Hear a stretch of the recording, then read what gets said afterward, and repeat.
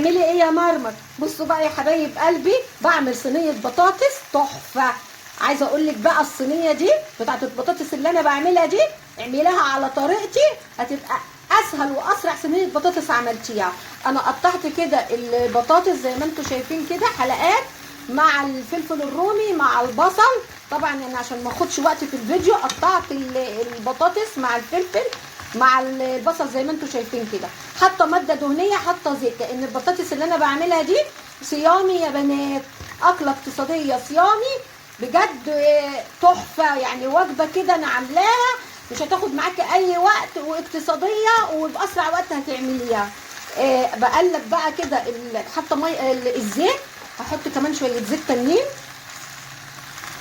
اي بقى زيت عندك تمام. وبحب بقى ايه واحط التوابل وانا بقلب كده وبشوح ايه البطاطس مع الفلفل مع البصله. بحب احط التوابل، هقول لكم دلوقتي التوابل دي عباره عن ايه. بس الاول انا حاطه هنا زيت، حطاه لان لقيت عندي شويه بتنجان كده حلوين كده في التلاجة، قلت ايه اعملهم مع البطاطس. فانا هحط الاول البتنجان وبعد كده هقول لكم بقى الخطوات بتاعه، لان انا حاطه الزيت بتاع طاسه الزيت للبتنجان.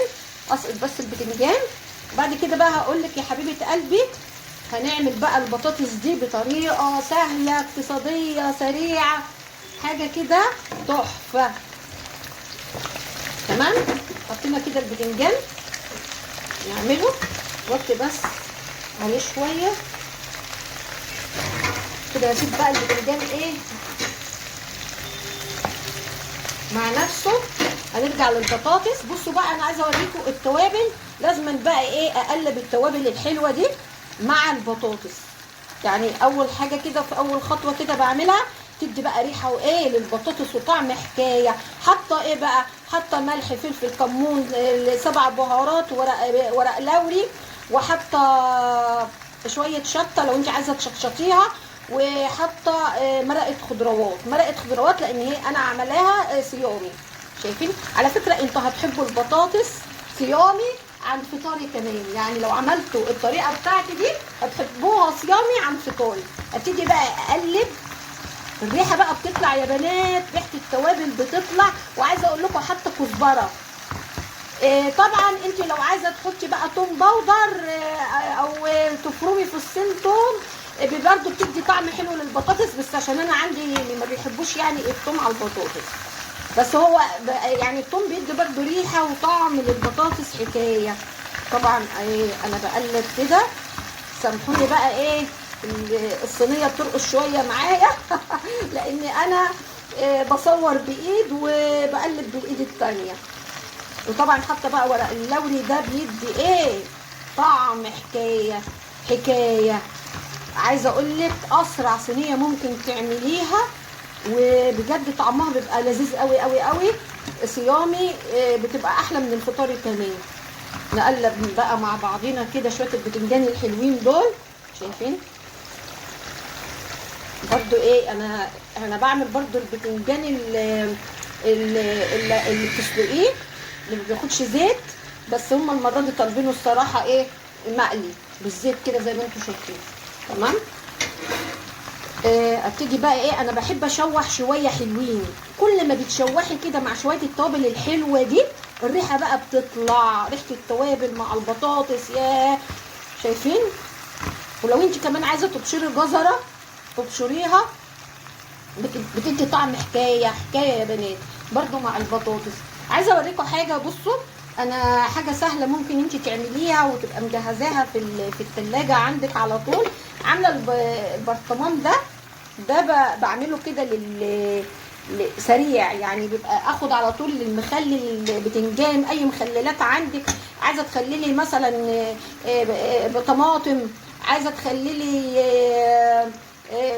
البتنجان على طول ما تاخديش وقت فيه، فده بيبقى سريع قوي في الثلاجه يا بنات. انا بحب يعني اعمل كميه كده واضربها في الكبه واحطها كده بتبقى جاهزه على طول بتاخدي منها، وباخد منها كمان لاي اكل عندي.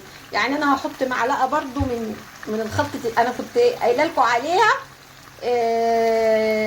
دي مسمياها خلطة السعادة عندي، دي خلطة السعادة، بتدي بقى ريحة وطعم حكاية للأكل، وهقول لكم عليها عبارة عن ايه. طبعا بقى ايه، كل ما بتقلبي البطاطس والفلفل والبصل مع شوية التوابل الحلوين دول، كل ما هتاخدي ريحة وطعم حكاية. بصوا نجيبوا شوية حلوين كده. عايزه اقلب البطاطس كلها مع شويه التوابل الحلوه دي. عايزه بقى اقول لكم، بصوا برطمان السعاده ده بقى، ده هاخد دلوقتي معلقه برده، هحط في التتبيله القمر دي. بصوا هاخد كده معلقه اهي، معلقه حلوه اهي. هحط كمان مع ايه، مع البطاطس دي. عباره عن ايه بقى البرطمان السعاده اللي انا بقول لكم عليه ده؟ عباره عن ايه ده يا حبايب قلبي؟ فلفل عادي رومي، ملح، فلفل، كمون، توم. لو انت حابه تحطي توم، بس انا الصراحه مش حاطه توم، يعني انا مش حاطه توم لان انا عندي مش بيحبوا التوم قوي يعني. بس طبعا انا عايزه اقول لكم التوم برده بيدي طعم وريحه يعني حكايه. زي ما انا قلت لك، بتحطي توم، ملح، فلفل، كمون، كزبره، كل ده في الكبه بتاعتك. في بتاع ده فلفل مشطشط، لو انت عندك الفلفل اللي هو الحامي ده، عايزه تشطشطي الدنيا بقى ويبقى سبايسي، تحطي برده قرن فلفل. وبعد كده بقى تضربي ده كله، تظبطي الملح بتاعك بقى وتضربيه في الكبه عندك. ولو في بقى فلفل كمان بيبقى فيه في السوق الفلفل يا بنات اللي هو بيبقى الاحمر ده، بيدي ايه كمان لون كده وطعم، ما اقولكيش لو انت كمان عايزه تعمليه سبايسي. بصوا اهو بقلب البتنجان شويه هطلعه. بجد اكله بقى شعبيه، اكله اقتصاديه، زي ما تقولي اكله شعبيه، اكله اقتصاديه، اكله صيامي، وجبه هتعمليها بجد مش هتاخد معاكي اي وقت، وفي اسرع وقت هتعمليها، وفي نفس الوقت اقتصاديه وجميله بجد. بصوا عايزه بقى تكسري يوم، خلي ما فيش صيام، انت عايزه تكسري يوم في نص الاسبوع، اعملي الوجبه دي. ده انا عايزه اوريكم كمان حاجه، ده انا عامله بقى شويه رز، بس انا الرز عملته في الاول شايفين، بس انا اوريكم بقى فلفله الرز وجمال الرز وحركات الرز. بصوا شايفين اهو قمر، اهو قمر. شايفين ورق اللوري، حاطه فيه ورق لوري اهو. شايفين ده رز برده صيامي اقتصادي، حكايه حكايه يا بنات بجد. بصوا مع بقى شويه البطاطس القمر دول، عايزه اقول لك الاكله دي هتودينا في حته تانية خالص. زي ما انا قلت لك يا حبيبه قلبي، مش شرط صيام، يعني انت يوم عايزه ايه تكسريه في نص الاسبوع، عايزه تعملي اكل اقتصادي وفي نفس الوقت اكل حلو كده، غدا حلو يعني يشبع بجد. الاكله دي تبقى سريعه واقتصاديه ومش هتاخد معاكي اي وقت. اقلب معاكم بقى البتنجان القمر ده. احلى حاجه بقى يا بنات بجد لما تبقى بقى انت عامله، ممكن تبقى حاجات صغيره بس تبقي شايله همها، لما انت تبقي عامله بقى ايه الخلطه بتاعت المخلل ده، اي بتنجان زي ما انا قلت لك، عايزه مثلا تخللي طماطم، اي حاجه، لو فلفل رومي وبتقليه وعايزه تحطي عليه شويه الخلطه القمر اللي انا قلت لك عليها دي، بتبقى احلى حاجه ان انت تلاقيها على طول على طول، يعني سريع بجد. بقى الاكل مش هياخد معاكي اي وقت ايه في المطبخ. شايفين احنا بقى برضو مش هنقضي بقى حياتنا كلها في المطبخ يعني. شايفين سامعين الطقطقه دي؟ اول بقى ما بقى يعني بسمع بقى الطقطقه دي بتزيد معايا، بقول ايه بقى، خلاص جت بقى مرحله ان انا احط الطماطم بتاعتي. يعني انا بقى جبت كده، جيت في مرحله الطماطم. سامعين؟ انا عايزه اقول لكم شامين الريحه حكايه، الريحه حكايه يا بنات بجد، الريحه حكايه. انا مش عارفه يعني لما هي الريحه تبقى كده، ما الطعم هيبقى ايه؟ طبعا الطعم هيبقى لذيذ يا حبايب قلبي. وكل اكل ربنا فضل ونعمه، يعني فضل ونعمه. الست الشاطره اللي تقدر تملى بيتها خير باقل الامكانيات، باقل الامكانيات تقدري تعملي وجبه اقتصاديه وتمشي يومك ويبقى زي العسل. بصوا انا كنت مخزنه طبعا الطماطم لما كانت رخيصه، كنت مخزنه شويه حلوين برضو نفعوني قوي قوي.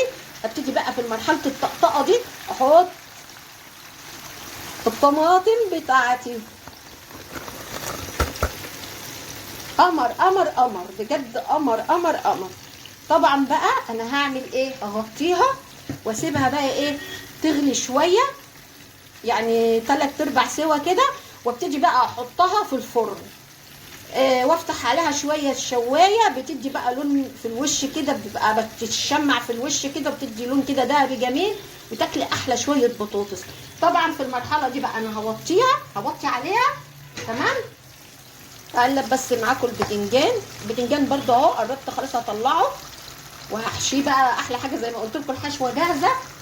وهبتدي بقى اغطي معاكم ايه صينيه البطاطس، وزي ما انا قلت لكم 3/4 سوا، وهبتدي احطها في الفرن، وايه اسيبها تكمل سواها في الفرن، وبعد كده افتح عليها الشوايه تاخد تشميعه وتاخد لون ذهبي جميل كده يا حبايب قلبي. وانا كنت عامله لكم صينيه البطاطس بكل، يعني انا عامله لكم البطاطس بجميع الطرق، مكعبات، كنت عاملاها صينيه برده عندكم على الصفحه، صفحتي مفيش اسهل من كده مع ماري داوود، وعندكم برضو على القناه مفيش اسهل من كده. وانا مسميه الصفحه والقناه مفيش اسهل من كده علشان انا بحب اعمل الاكلات السهله الشعبيه الاقتصاديه، اللي هي يعني مش هتاخد معاكي اي وقت، وبرضو مش هتاخد معاكي اي يعني مش هتبقى شديده في المصاريف، يعني حاجات اقتصاديه، حاجات سهله، وحاجات امهاتنا بتاعت زمان. انا هبتدي اطلع البتنجان وهحشيه، وزي ما انا قلت لك يا حبيبه قلبي البطاطس هتاخد 3/4 سوا، اعلي عليها سنه بس، وهكمل بقى سواها باذن الله في الفرن، واولع عليها الشوايه شويه تاخد تشميعه ووشها كده يحمر ويبقى جميل. اسيبها بقى ايه تاخد وتدي كده مع نفسها بشكل ودي. طبعا انا هبص عليها، لو عايزه ببقى محضره ميه مغليه بره، لو عايزه ميه هزود لها ميه. ودي كانت اكلتي النهارده البسيطه الصيامي الاقتصاديه اللي مش هتاخد معاكي اي وقت، وفي نفس الوقت اقتصاديه وجميله. رز بالشعريه صيامي اقتصادي جميل. وعندكم اهي البطاطس القمر دي، وعندكم كمان البتنجان طبعا هطلعه، وهبتدي بقى ايه اخلله بالقمر ده، برطمان السعاده ده. يلا يا حبايبي، لو الفيديو عجبكم يا ريت اللايك، ويا ريت كومنت حلو يفرحني، واقول لكم ايه باي باي يا حبايبي، باي باي يا حبايبي، باي باي.